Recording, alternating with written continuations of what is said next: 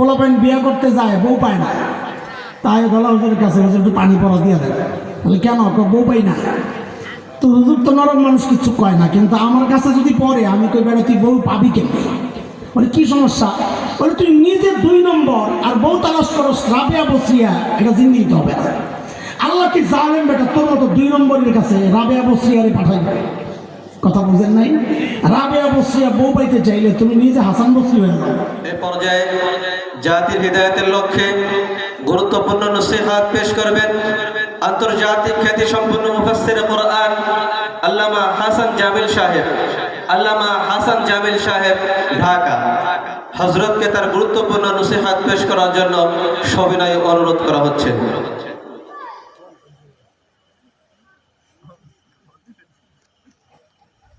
রাহমাতুল্লাহি ওয়া বারাকাতুহু।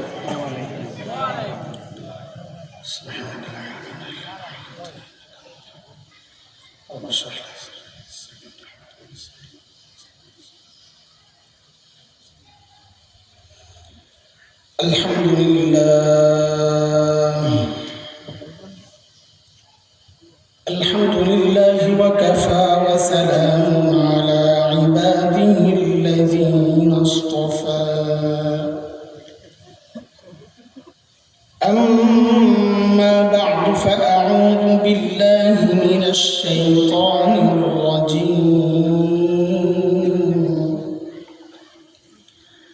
بسم الله الرحمن الرحيم.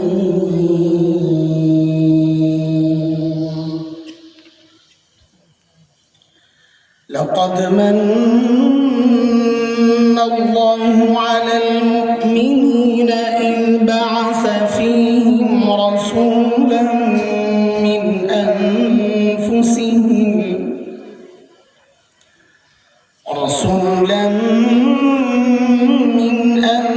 أنفسهم يتلو عليهم آياته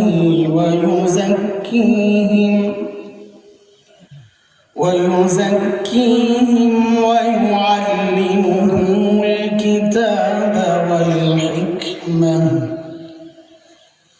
وإن كانوا من قبل لفي ضلال مبين.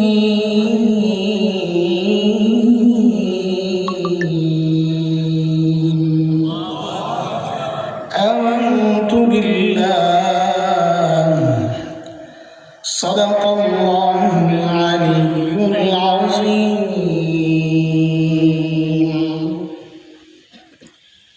জামিয়া ইসলামিয়া আলিমউদ্দিন বনমালীপুর মাদ্রাসা ও এতিমখানার উদ্যোগে আয়োজিত আজকের এই সিরাতুন নবী সাল্লাল্লাহু আলাইহি ওয়াসাল্লাম মাহফিলের মুহতারাম সভাপতি, অতিথিবৃন্দ, হযরত উলামায়ে কেরাম, মুরব্বিয়ানে আযম, দূর দূরান্ত থেকে আগত ইসলাম প্রিয় সুধী সমাজ, প্রিয় ছাত্র ভাইয়েরা, যুবক বন্ধুরা, পর্দার আড়ালের মা ও বোন, আল্লাহ সুবহানাহু ওয়া তাআলা বিশেষ করুণা দয়া যে মহান মালিক লাখো কোটি মানুষ থেকে বাছাই করে দ্বীনি এই মাহফিলে আমাকে আপনাকে দ্বীনের কিছু কথা বলা ও শোনার জন্য আসার বসার তৌফিক দান করেছে। সেজন্য মহান রবের শুকরিয়া আদায় করি, জবান খুলিয়ে প্রাণ খুলিয়ে কালিমাতু শুকর উচ্চারণ করি আলহামদুলিল্লাহ। আলহামদুলিল্লাহ। লম্বা সময় থেকে আপনারা আজকে এই প্রতিকূল আবহাওয়ার মধ্যেও বুজুর্গ উলামাদের জবানে অনেক দামি দামি কথা শুনেছেন। এক তো মাদ্রাসা, আরেকদিকে সিরাতুন নবী, মাদ্রাসার উদ্যোগে মাহফিল, সিরাতুন নবী মাহফিল। এই দুইটাকে একসাথে করে কিছু করা যায় কিনা ওই উদ্দেশ্যেই কোরআন আল কারীমের সূরা আলে ইমরানের একটা আয়াত আমি তিলাওয়াত করেছি, যেখানে মাদ্রাসার প্রসঙ্গও থাকবে, নবীর জীবনীও কিছু থাকবে, নবীর জীবনের একটা দিক সাল্লাল্লাহু আলাইহি ওয়াসাল্লাম। কিন্তু তার আগে আপনাদেরকে আমি জিজ্ঞেস করি, আমরা যা আলোচনা করব এটা আজকে মুখস্থ করা লাগবে, প্রস্তুত আছি তো ইনশাআল্লাহ? ইনশাআল্লাহ, ইনশাআল্লাহ। শক্তি কমে গেছে, শুরু থেকে শেষ পর্যন্ত আমি কি বয়ান করেছি আজকে এটা আমাকে মুখস্থ শোনাইতে হবে। আমি মুখস্থ করাই আগাবো। আমরা মাদ্রাসায় পড়াই, যেভাবে পড়াই বয়ান ওইভাবেই করার চেষ্টা করি, একটু একটু বলে বলে আগাবো ইনশাআল্লাহ। আবার জিজ্ঞেস করবো বুঝছেন কিনা। তো এইভাবেও মুখস্থ করা যাবে না ইনশাআল্লাহ। তার জন্য 100-100 মনোযোগ লাগবে ইনশাআল্লাহ। আছে তো মনোযোগ না? আছে। এত এলোমেলোর মধ্যে আবার মনোযোগ থাকে না। পরীক্ষা নিব, মনোযোগ আছে কিনা। তো কে কে ঘুমাইছেন একটু হাত উঠায় দেখান তো। আল্লাহু আকবার। এই নিয়ে আপনাদের মনোযোগের অবস্থা। আমি তো ঘুমের পরীক্ষা নিই নাই, মনোযোগের পরীক্ষা নিয়েছি। ঠিক আছে, খেয়াল করেন, মনোযোগ আছে। আরো মনোযোগ দিয়ে শোনা লাগবে ইনশাআল্লাহ। বলেন ইনশাআল্লাহ। ইনশাআল্লাহ ইনশাআল্লাহ। দোস্ত, আল্লাহ সুবহানাহু ওয়া তাআলা জমিনে যত নবী পাঠিয়েছেন আলাইহিস সালাতু ওয়াস সালাম, এই সমস্ত নবীকে আল্লাহ কেন পাঠাইছেন? আল্লাহ তাআলা যখন দেখেছেন তার বান্দা শেষ হয়ে যাচ্ছে, ধ্বংসের খাদে চলে গেছে, জাহান্নামের রাস্তায় ছুটে চলেছে, ওই বিপদগ্রস্ত, ওই বিপন্ন, ওই বিপর্যস্ত মানবতাকে রক্ষার জন্যে আল্লাহ সুবহানাহু ওয়া তাআলা যুগে যুগে হযরতে আম্বিয়া আলাইহিস সালামকে দুনিয়ায় পাঠিয়েছেন। যেমন হযরতে মূসা আলাইহিস সালামকে আল্লাহ দুনিয়ায় কখন পাঠাইছেন? আল্লাহ তাআলা যখন দেখেছেন ফিরআউন এবং তার বংশের লোকেরা বনি ইসরাইলের উপর এমন নির্যাতন চালাচ্ছিল যে বনি ইসরাইল একদম নিঃশেষ হয় প্রায়। নির্যাতনের কিছু ধরন কোরআন আল কারীমের মধ্যে আসছে। যেমন সূরা ইব্রাহিম 6 নম্বর আয়াত। এই আয়াতে ফিরআউনের নির্যাতনের কিছু ধরন আসছে। আল্লাহ বলেন, وَإِذْ قَالَ مُوسَى لِقَوْمِهِ اذْكُرُوا نِعْمَةَ اللَّهِ عَلَيْكُمْ إِذْ أَنْجَاكُمْ مِنْ آلِ فِرْعَوْنَ يَسُومُونَكُمْ سُوءَ الْعَذَابِ وَيُذَبِّحُونَ أَبْنَاءَكُمْ وَيَسْتَحْيُونَ نِسَاءَكُمْ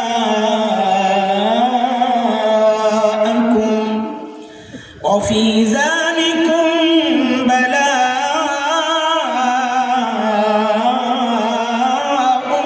مِّن رَّبِّكُمْ عَظِيمٌ। আল্লাহু আকবার। এই আয়াতে আল্লাহ নির্যাতনের ধরন দেখাইছেন ফিরআউন কি করত। আমি পুরো আয়াতের তর্জমা করব না, আমার যতটুকু দরকার আমি যত আয়াতই পড়বো, খেয়াল রাখবেন। আমি চুম্বক অংশ যতটুকু দরকার আমি ওখান থেকে অতটুকুই নিব। ফিরআউন কি করত? যখন কোনো মেয়ে জন্ম নিত বনি ইসরাইলে কিচ্ছু বলতো না, ছেড়ে দিত, বাঁচায় রাখত। কিন্তু যখনই কোনো ছেলে জন্ম নিত, ফিরআউন তার ক্ষমতা হারানোর ভয়ে ওই ছোট্ট ছোট্ট বাচ্চাগুলাকে জবেহ করে হত্যা করত। আউযুবিল্লাহ। আমার সাথে তো আপনাদের কথা বলা লাগবে, যেহেতু পড়া মুখস্থ করতে হবে, এই জন্য কথা বলা লাগবে। বুঝছেন কি বুঝেন নাই বলেন। ফিরআউন কি করত? এইবার বলেন আপনারা, এই যে ছোট্ট বাচ্চা সদ্যজাত, যার হাড্ডিগুলো এখনো গোশতের মতো নরম, এই ছোট্ট বাচ্চা ফিরআউনের মতো এত শক্তিশালী বাদশাকে ক্ষমতা থেকে নামাতে পারত? এটা কি সম্ভব? তাহলে ফিরআউন এই ছোট্ট বাচ্চাকে এত ভয় পেত কেন? কারণ এটা আল্লাহর দুনিয়া পরিচালনার একটা সিস্টেম। কেউ যখন হক হয়, সে যত দুর্বল হোক না কেন, কেউ যখন বাতিল হয়, সে যত শক্তিশালী হোক না কেন, আল্লাহর সিস্টেম এটা, আল্লাহ ওই দুর্বল হকের ভয় ওই শক্তিশালী বাতিলের কলিজায় ঢুকায় দেয়। এর এক জ্বলন্ত প্রমাণ হচ্ছে বাংলাদেশের আলেম ওলামা।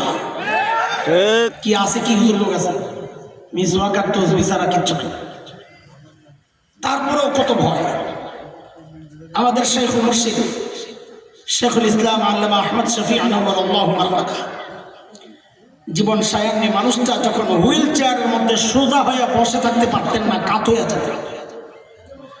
মুজাহিদ মিল্লাত আল্লামা হাফেজ জুনায়েদ বাবনগরী নওয়ারাল্লাহু মারকাদা মানুষটা সোজা হয়ে দাঁড়াতে পারতেন না, পা কাজ করতেন না। অথচ আমরা কি দেখলাম যে এই দুর্বল মানুষগুলোর ভয়ে শুধু বাংলাদেশ না, সারা দুনিয়া থাকতো অস্থির। কেন? কারণ এই মানুষগুলো দুর্বল হলে কি হবে? যেহেতু হক ছিলেন, আল্লাহ এই দুর্বল হকের ভয় ওই শক্তিশালী বাতিলের কলিজায় ঢুকায় আছে। এবার বলেন এই পর্যন্ত বুঝছেন কিনা? তাইলে আগাবো, নাইলে আগাবো না, আবার বলবো। বুঝছেন আপনারা? ঠিক আছে, তাহলে আমাকে দুইটা প্রশ্নের উত্তর দেবে। সব ভূমিকা সাজাইতেছি, আমার কথা একটু জায়গায় ঢুকতে সময় লাগে, ডাইরেক্ট ঢুকতে পারি না, দুর্বলতা এটা আমার। আস্তে আস্তে আস্তে আস্তে একটু একটু করে বুঝাইয়া আগাইয়া এরপরে দৌড় ইনশাআল্লাহ। দুইটা প্রশ্নের উত্তর দেন। বলেন তো সর্বশ্রেষ্ঠ রসুলকে? কি ব্যাপার, টেনে গেলেন নাকি? এটা খুশি না খুশি না? সাবাস, জোরে কোন কে? আর গর্বের সাথে বলবেন আমাদের নবী মুহাম্মদ রাসূলুল্লাহ। আরেকটা প্রশ্ন, রোগী যদি ছোট হয়, ধরেন গলা ব্যথা, ঠান্ডা জ্বর, এই ছোট্ট রোগের চিকিৎসার জন্য মানুষ কই যাবে? এলাকার ডাক্তার না দেশের সবচাইতে বড় ডাক্তার? সাবাস। কিন্তু রোগী যদি বড় হয়, তাও কি এলাকার ডাক্তারের কাছে যাবে না বড় ডাক্তারের কাছে যাবে? কত বড় রোগী যত বড়, মানুষ ডাক্তারও তালাশ করবে তত বড়, ঠিক কিনা? এই দুই কথারে একসাথে করে আমরা তৃতীয় একটা বিষয় বের করছি, খুব মনোযোগ। যেহেতু আল্লাহ তাআলা সমস্ত নবীকে দুনিয়ায় পাঠিয়েছেন দুনিয়ার অসুস্থ মানুষের চিকিৎসার জন্য, আত্মার চিকিৎসা, তাহলে বুঝতে হবে এই কথা যে আল্লাহ সর্বশ্রেষ্ঠ রসুলকে ওই যুগেই পাঠাইছেন যেই যুগের মানুষগুলো ছিল মানব ইতিহাসের সবচাইতে জঘন্য আর খারাপ মানুষ। কেমনি বুঝলেন? বলে হিসাব মিলাও। ডাক্তার যেহেতু সবচাইতে বড়, বোঝা গেল যে এই রোগীদের চিকিৎসার জন্য পাঠানো হয়েছে, ওই রোগীরাও ছিল সবচাইতে বড়। সেই রোগীদের যুগটাকে বলা হয় ইতিহাসে আইয়ামে জাহিলিয়া, বর্বরতার যুগ। বর্বরতার মাত্রা কতদূর ছিল যে ওদেরকে ঠিক করতে আল্লাহ সর্বশ্রেষ্ঠ নবী আনলেন। ইতিহাস পড়লে দেখবেন শরীরের পশম দাঁড়ায় যায়। মানুষ এতটা খারাপ কি করে হয়? কিভাবে সম্ভব? কি করতো জানেন? একটা পয়সার জন্য মানুষ খুন করে ফেলত, কোনো ব্যাপার না। আরে এখন মূর্তি পূজা হয়নি, মূর্তি পূজা হয়, তখনও হতো। পার্থক্য কি?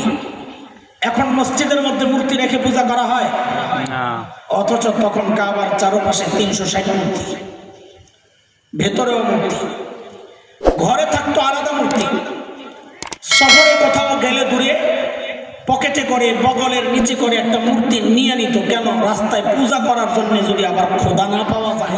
সাহাবীর জবাবটা কেন নারী না করছে? আরে কাদের কথা শোনাচ্ছি? যারা এক পয়সার জন্য মানুষ খুন করত।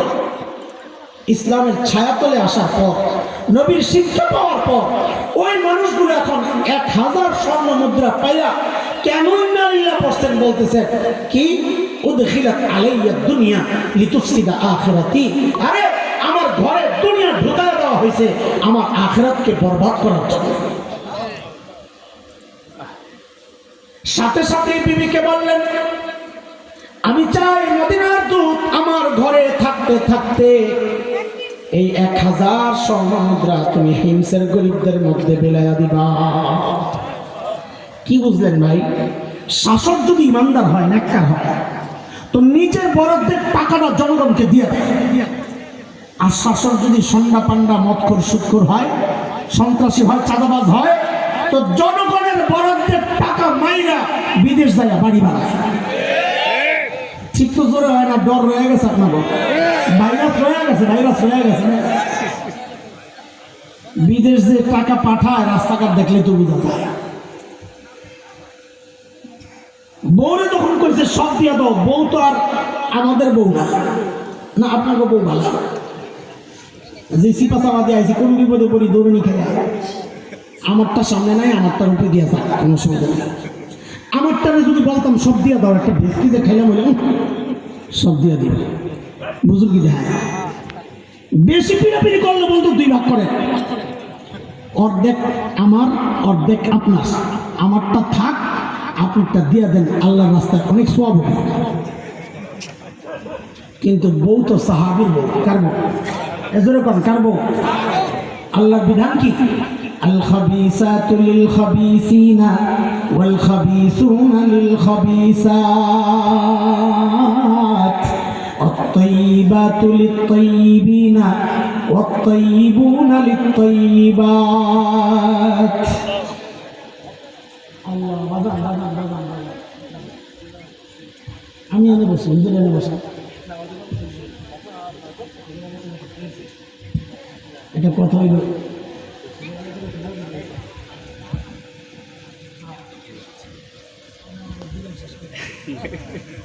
এমনি সামনে আশেপাশে হুজুরা বলে দিচ্ছে, আমি কম জানা মানুষ, ওলামায়ে কেরাম বেশি থাকলে তো এমনি কলজা শুকায় যায়। আবার এইরকম মার্কা মারা হুজুর আইলে তো আরো সমস্যা, যে হাজারো আলিমের ওস্তাদ। সুবহানাল্লাহ। একদিন জুমার দিন দেখি আমার মসজিদের মধ্যে একজন কেমন কেমন দেখা যায়, আমি এই লুকাইব কেটে। পরে একজন যায় বলে কি যে দলা হুজুর আইছে, আমি কিনে দিলা কই কই পিছনে বই দিচ্ছে। পরে সামনের থেকে আবার পিছনে আইছে, আমি কই সামনে আয় না, আমার তো কলিজা শুকায় গেছে। আল্লাহ আমাদের বড়দেরকে আল্লাহ লম্বানে খায়াত দান করে। ওনারা আছেন যতদিন আমাদের একটা ভরসা আছে যে আমরা ভুল করলে ধরবেন, আমাদেরকে ধমক দেওয়ার মতো ব্যক্তি ওনারা। ওনারা চলে গেলে আমাদের শাসন করার আর কেউ থাকবে না, আমরা তখন নষ্ট হয়ে যাবো খুব সহজে। এই জন্য আমাদের সমস্ত মুরব্বীদেরকে আল্লাহ লম্বানে খায়াত দান করেন। চিৎকার করে বলেন আমি, আবার বলেন আমি, আমি নামি না। মনে আসেনি কই আসিলাম? সাহাবীর বউ কার মতো হবে? বলেন সাহাবীর বউ কার মতো হবে? আমার বউ কার মতো হবে? তোমার বউ কার মতো হবে? পোলাপাইন বিয়ে করতে যায়, বউ পায় না, তাই গলা হুজুরের কাছে হুজুর একটু পানি পড়া দিয়ে দেয়। বলে কেন? বউ পাই না। তো হুজুর তো নরম মানুষ, কিছু কয় না, কিন্তু আমার কাছে যদি পড়ে আমি কই বেড়া তুই বউ পাবি কেন? বলে কি সমস্যা? বলে তুই নিজে 2 নম্বর আর বউ তালাশ করো রাবেয়া বসরিয়া, এটা জিন্দিগিতে হবে না। আল্লাহ কি জানেন বেটা, তোর মতো 2 নম্বরের কাছে রাবেয়া বসরিয়ারে পাঠাইবে? কথা বুঝেন নাই? রাবেয়া বসরিয়া বউ পাইতে চাইলে তুমি নিজে হাসান বসরি হয়ে যাও। হ্যাঁ, মিলে না হিসাব, তাই না? সব পোলাপাইন চায় আল্লাহওয়ালা মেয়ে বিয়ে করতে, ওটা তুই নিজে করো পিটিস পিটিস, আরেকজনের লাগে পিরিত, আর বউ চাস একদম সলিড, এটা জিন্দিগিতে হবে না। আরে চিৎকার করে বলেন না কথা ঠিক কিনা? কথাটা কার? বউরে যেই বলছে সব দিয়ে দাও। হযরত সাঈদ ইবনে আমির আল জুমাহির বিবি সাথে সাথে নিয়ে এই 1000 স্বর্ণ মুদ্রা হিমসের গরিবদের মধ্যে সব বিলাইয়া দিয়ে দিচ্ছে। ওই যে দুধ গেছে মদিনা থেকে, এগুলা দেখা দুধ তো অবাক, আরে এরা কি মানুষ না ফেরেশতা? দ্রুত ফেরত গেছেন মদিনায়। হযরত ওমরকে যায় যখন এগুলা বললেন, হযরত ওমর এতটা খুশি হইলেন, সাথে সাথে বললেন এই কাফেলা রেডি কর, আমি আমার সাঈদকে দেখতে যাব। শত শত মাইল দূরে, এটা বর্তমান দুনিয়া না যে টিকিট কাটলাম আরেক দেশে চলে গেলাম, না, অনেক কষ্টের ছিল। সাইয়েদনা ওমরের কাফেলা যখন হিমসে ঢুকে, গোটা হিমস যেন ভেঙে পড়ে, চারদিক থেকে হাজারো মানুষ ছোটে ছোটে আসছে। কেন? আরে মদিনা থেকে আমাদের আমিরুল মুমিনিন আসতেছেন, আল্লাহর নবীর শ্রেষ্ঠ সাহাবী ওমর ইবনুল খাত্তাব আসতেছেন এক নজর দেখার জন্য। হযরত ওমর বসা, পাশে সাঈদ ইবনে আমের। হযরত ওমর চিন্তা করলেন, সাঈদকে আমি তো ভালো জানি, কিন্তু জনগণ কি বলে এই সুযোগে একটু পরীক্ষা করে নেওয়া যাক। অনেক সময় দেখা যায় নেতার কাছে নেতা ভালো, পাবলিক দেখতে পারে না। হয়নি এমন? কথা বুঝেন না? হয় না? হয় না? সাইয়েদনা ওমর ডাক দিয়ে জানতে চাইলেন, এই হিমসের মানুষ, তোমাদের গভর্নরের বিরুদ্ধে কারো কোনো অভিযোগ আছে কিনা, থাকলে দাঁড়ায় যাও। বাপরে বাপ, 2 বছর আগে যদি আপনার এলাকায় আইসা কেউ বলতো এই আপনার এলাকার নেতার বিরুদ্ধে কারো কোনো অভিযোগ আসেনি, থাকলে দাঁড়ান, তো পাবলিক কি বলতো? মাথাটা নিচের দিকে দিয়া বলতো কি, অভিযোগ তো আছে কিন্তু দাঁড়াবো না, এখন দাঁড়াইলে সকালে শুয়ে পড়ো না। কথা বলে খানা এগুলো কিছু এত করে ঠিক করে হয়তো তোমার যখন বলছেন অভিযোগ থাকলে দাঁড়াও, সাথে সাথে ঘুরে দাঁড়ায় গেছে, আছে আছে অভিযোগ আছে, দেখা দেখে আরেকজন দাঁড়ায় গেছে, আরেকজন, 4 জন দাঁড়ায় গেছে। হযরত ওমর তো অবাক, কি এত অভিযোগ তার বিরুদ্ধে? তো জানতে চাইলেন, বলেন, আপনি বলেন। এই অল্প কথায় আমি শেষ করবো, যেহেতু হুজুর চলে আসছে, রাতও অনেক হয়ে গেছে। আমার তো বয়ান করার কথা ছিল আসার পর, ওই হিসাবেই আসছে 8:30। ওনারা আমাদের সেটিং করতে করতে এলোমেলো হয়ে গেছে, এই জন্য দিতে দিতে 10টা পার হয়েছে, 1 ঘন্টা হয়ে গেছে বয়ান। ফিনিশিংয়ে যাবো, একটু মনোযোগ দিয়ে শোনেন ইনশাআল্লাহ, হুজুর কি কষ্ট দিব না। ওই প্রথমজন যে দাঁড়াইছে হযরত ওমর জিজ্ঞেস করলেন, বলেন আপনার কি অভিযোগ? ও যুবকরা তোমরা একটু খেয়াল করে শোনো। বুড়া দাঁড়ায় বলে কি, আমিরুল মুমিনিন, আমাদের গভর্নর না মাসে একবার অফিসে আসে না। মাসে কয়দিন? আমরা তো সপ্তাহে ছুটি কাটাই দিই। আর আল্লাহর নবীর সাহাবী গভর্নর, অভিযোগ তার বিরুদ্ধে মাসে কয়দিন আসে না? হযরত ওমর তো রাগ হয়ে গেছে।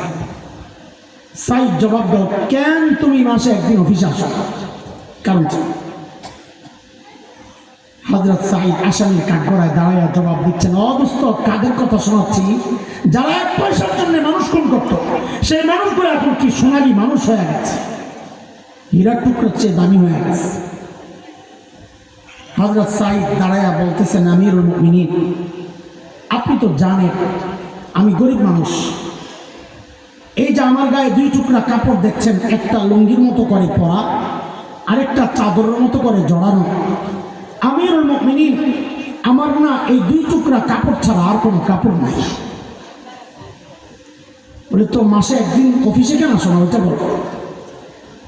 তো বলে, 1 মাস পড়তে পড়তে কাপড়গুলো দুর্গন্ধ হয়ে যায়, নিজেরও কষ্ট হয়, যারা আসে ওদেরও কষ্ট হয়, তাই মাসে একদিন উপরেরটা ধুয়া দিই, শুকাইলে নিচে পরি, নিচেরটা ধুয়া দিই, শুকাইলে উপরে জড়াই। আমিরুল মুমিনিন, এই কাজটা করতে করতে আমার বেলা একটু উপরে উঠে যায়, আমি আসি না, এই কথা ঠিক না। উনি হয়তো সকাল সকাল এসে আমাকে না পেয়ে ভেবেছেন আমি আসি না, আমি আসি, একটু দেরি হবে। হযরত ওমর তো বুঝছেন অভিযোগের ধরন কি, তাও জানতে হয়, দাঁড়াইছে যেহেতু। আমি সবগুলো বলবো না, 2 নম্বরটা বলি, আমি ফিনিশিংয়ের দিকে চলে যাব। গল্প পুরোটা বলা উদ্দেশ্য না, গল্প থেকে যা বোঝানো দরকার ওটা বুঝাইতে পারলেই হয়।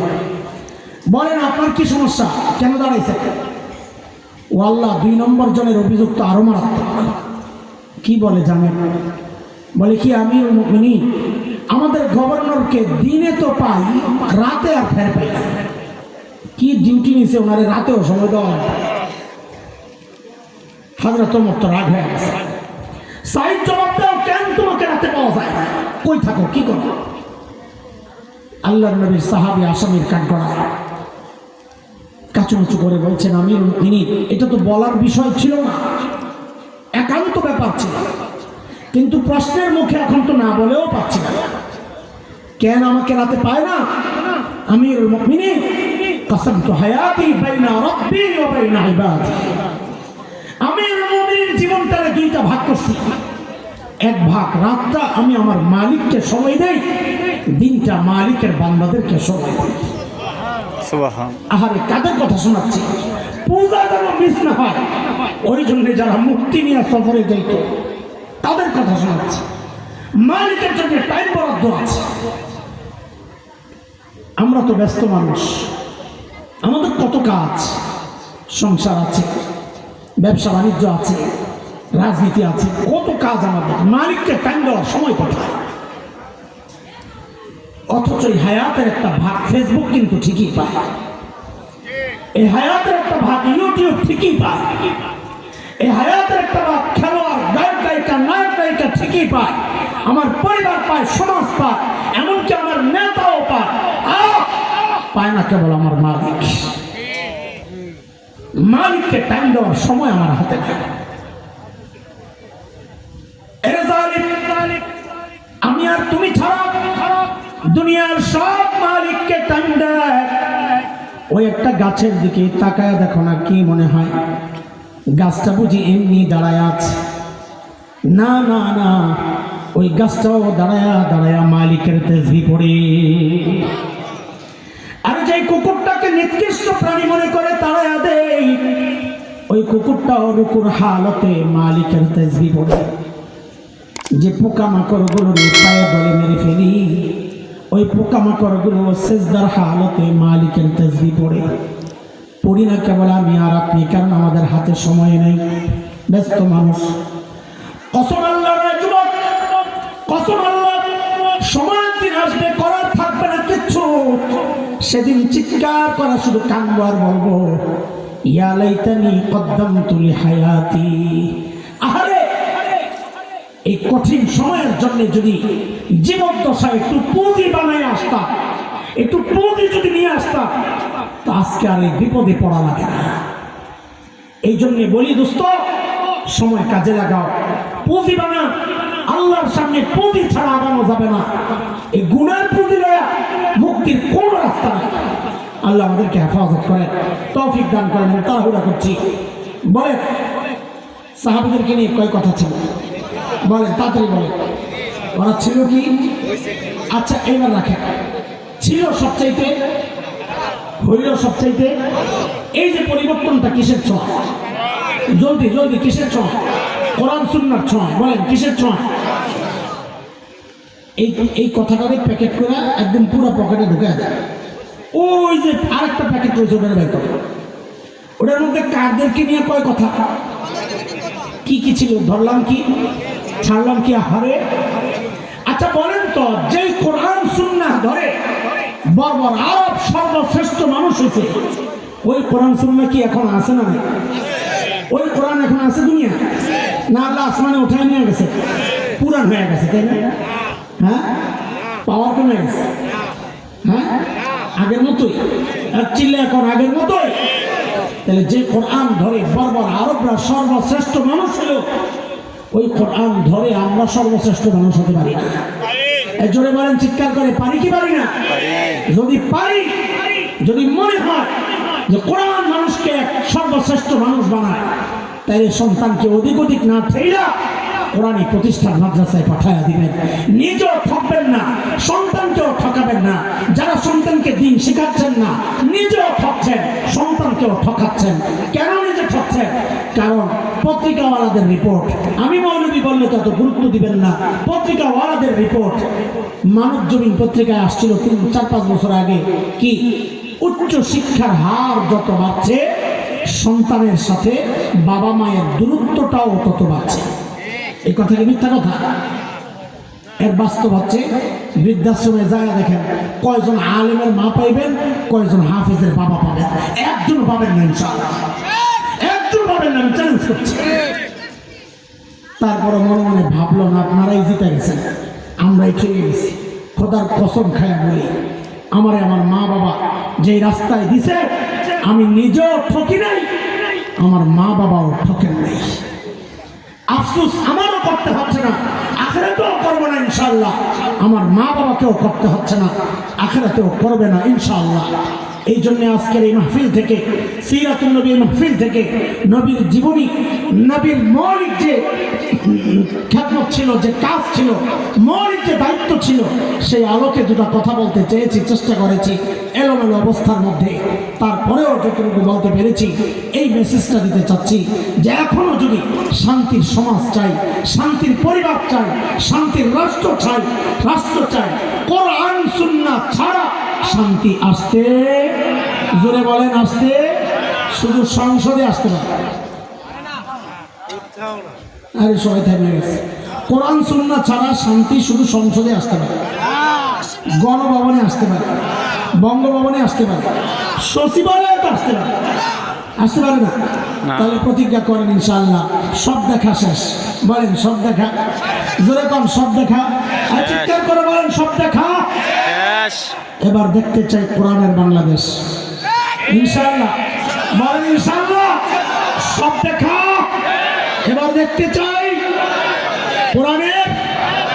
কোরআনের পক্ষ হয়ে যে আসবে তার পক্ষে থাকতে হবে ইনশাআল্লাহ। সে কোন দল করে তাকানোর দরকার নাই, সে কোরআনের পক্ষের লোক, সে সুন্নাহর পক্ষের লোক, দেখার জন্য এটাই যথেষ্ট। সব মৌলবাদী এক হয়ে যাবে ইনশাআল্লাহ। অনেকে দূর দূর থেকে মৌলবাদী করে খোঁচা দেয়, দে খোঁচা, আমরা মূল লইয়া আছি, তোরা আগা লইয়া থাক। মৌলবাদী হয়ে থাকবো তো ইনশাআল্লাহ। কখন কোরআন সুন্নাহ নিয়ে থাকাই হচ্ছে মৌল নিয়ে থাকা। আমরা কোরআন সুন্নাহর বাইরে যাইতে রাজি না। আল্লাহ আমাদেরকে কবুল করে, আল্লাহ মাহফিলকে কবুল করে, আল্লাহ মাদ্রাসাকে কবুল করে, যারা আয়োজন করেছেন তাদেরকে আল্লাহ কবুল করে। আমি দোয়া চাই, আপনাদের জন্য দোয়া করি। আমরা উঠলে